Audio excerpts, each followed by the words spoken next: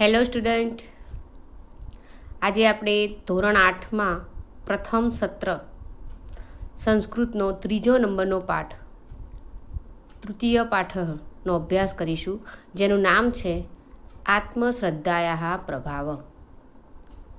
તમારી આત્મશ્રદ્ધાનો પ્રભાવ, આત્મવિશ્વાસનો જે પ્રભાવ. સરસ મજાની સ્ટોરી છે, આપણા મહાભારતમાંથી લીધેલી સ્ટોરી છે. તમે મહાભારત સિરિયલ જોઈ હશે, તમને ખ્યાલ હશે કે દ્રોણાચાર્ય ઋષિના આશ્રમમાં પાંડવો અને કૌરવો અભ્યાસ કરતા હતા ને. દ્રોણાચાર્ય પાંડવો અને કૌરવોના ગુરુ હતા. એ જે સમયે પાંડવોને કૌરવોને ભણાવતા હતા, એમને વિદ્યા અભ્યાસ કરાવી રહ્યા હતા, એ જ સમયમાં એક ભીલ બાળક, જેને પણ બાણ વિદ્યા ખૂબ પસંદ હોય છે અને એ ઋષિ જોડે શીખવા માટે આવે છે, જેનું નામ હોય છે એકલવ્ય. તમે એકલવ્યની કહાની પણ સાંભળેલી હશે. તો આ એકલવ્ય જ્યારે દ્રોણાચાર્ય પાસે વિદ્યા અભ્યાસ માટે આવે છે અને વિદ્યા અભ્યાસ માટે એમની પરમિશન માગે છે, ત્યારે દ્રોણાચાર્ય શું કહે છે એમને?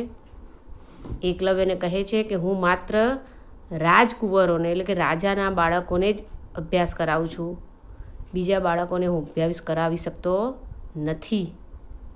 તો એ વખતે એકલવ્ય ત્યાંથી તો નીકળી જાય છે, પરંતુ એને પોતાના ગુરુ તરીકે તો દ્રોણાચાર્યને જ માનેલા હોય છે. એટલે પછી એ જંગલમાં જઈને દ્રોણાચાર્યની મૂર્તિ બનાવે છે. પોતાના ગુરુ તરીકે ઝાડની નીચે પોતાના ગુરુ તરીકે દ્રોણાચાર્યની મૂર્તિની સ્થાપના કરે છે અને એમની આગળ એમનું જ નામ લઈને એ પોતાના વિદ્યાભ્યાસની શરૂઆત કરે છે.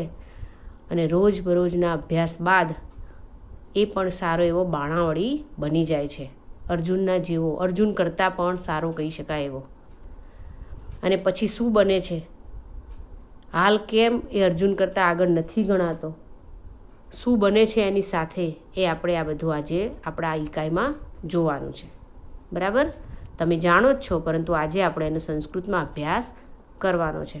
તો આપણી આ સ્ટોરીનો આપણે સંસ્કૃતમાં અભ્યાસ કરીએ, એટલે કે એનું વાંચન કરીએ, એને સમજીએ, એ પહેલાં તમે એક નાનો વિડીયો જોઈ લો. અને વિડીયો જોવાથી તમને વધારે સરસ રીતે ખ્યાલ આવશે. ઓકે, તો ચલો આપણે એક નાનો વિડીયો જોઈએ.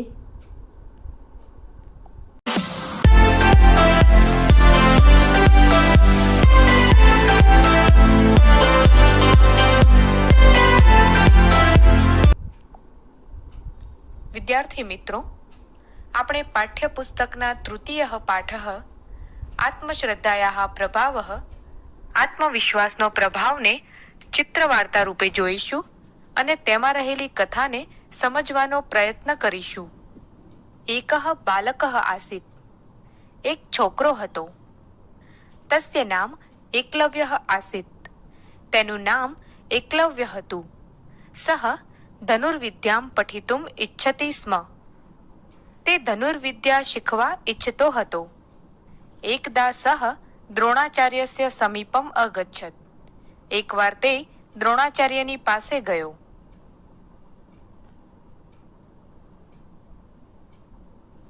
ગુરુદેવ, અહમ અપી ધનુર્ધરઃ ભવિતુમ ઇચ્છામિ. હે ગુરુદેવ, હું પણ ધનુર્ધારી બનવા ઈચ્છું છું. કૃપયા મામ સ્વીકુરુ, કૃપયા મારો સ્વીકાર કરો. અહમ કૌરવાન પાંડવાન ચ પાઠયામિ, હું કૌરવો અને પાંડવોને ભણાવું છું. અહમ ભવતઃ શિષ્ય રૂપેણ સ્વીકારમ કર્તુમ ન શક્નોમિ, હું તારો શિષ્ય તરીકે સ્વીકાર નહીં કરી શકું. પરંતુ આચાર્ય પ્રતિ તસ્ય શ્રદ્ધા શિથિલા ન અભવત, પરંતુ તેની આચાર્ય પ્રત્યેની શ્રદ્ધા ઢીલી ન પડી. સહ આચાર્યસ્ય દ્રોણસ્ય એકામ મૂર્તિમ અરચયત, તેણે દ્રોણાચાર્યની એક મૂર્તિ બનાવી. સહ પ્રતિદિનમ મૂર્તિમ અનમત, તે દરરોજ મૂર્તિને નમતો હતો.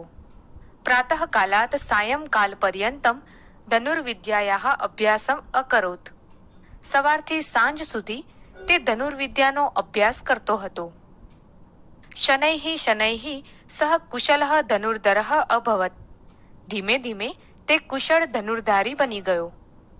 એકદા તસ્મિન વને ગુરુદ્રોણ પાંડવૈઃ કૌરવૈઃ ચ સહ આગચ્છત.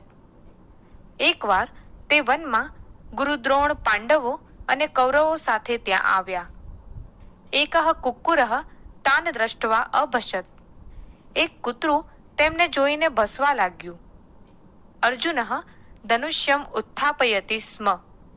અર્જુને ધનુષ્ય ઉઠાવ્યું. તદૈવ એકલવ્યઃ બાણૈઃ તસ્ય કુક્કુરસ્ય મુખમ અસીવ્યત. ત્યારે જ એકલવ્યે બાણો વડે કૂતરાનું મોં સીવી નાખ્યું. દ્રોણાચાર્યઃ એતદ દ્રષ્ટવા તત્ર આગચ્છત. દ્રોણાચાર્ય આ જોઈને ત્યાં આવ્યા. કહ તવ આચાર્ય, તારા ગુરુ કોણ છે? તદા સહ દ્રોણાચાર્ય તામ મૂર્તિમ અદર્શયત. ત્યારે તેણે દ્રોણાચાર્યની મૂર્તિ બતાવી. એકલવ્યઃ ગુરુશ્રદ્ધાયાઃ સ્વશ્રદ્ધાયાઃ ચ પ્રતીકઃ અસ્તિ. એકલવ્ય એ ગુરુ પ્રત્યેની શ્રદ્ધા અને આત્મવિશ્વાસનો પ્રતીક છે. એકલવ્યઃ અસ્માન શિક્ષયતિ. એકલવ્ય આપણને શીખવાડે છે કે સ્વયં જ્યોતિઃ સ્વયં પ્રજ્ઞા ભવતુ. પોતે જ પોતાની વિવેક બુદ્ધિ રૂપ બનો. યદિ અસ્માસુ આત્મશ્રદ્ધા અસ્તિ. જો આપણામાં આત્મવિશ્વાસ હશે તર્હિ કાપી સિદ્ધિ દુર્લભા નાસ્તિ. તો કોઈ પણ સફળતા મેળવવી મુશ્કેલ નથી. અનંતરમ આત્મશ્રદ્ધાયાઃ બલેન. પછી આત્મવિશ્વાસના બળથી સહ શ્રેષ્ઠ ધનુર્ધર અભવત. તે શ્રેષ્ઠ ધનુર્ધારી બન્યો.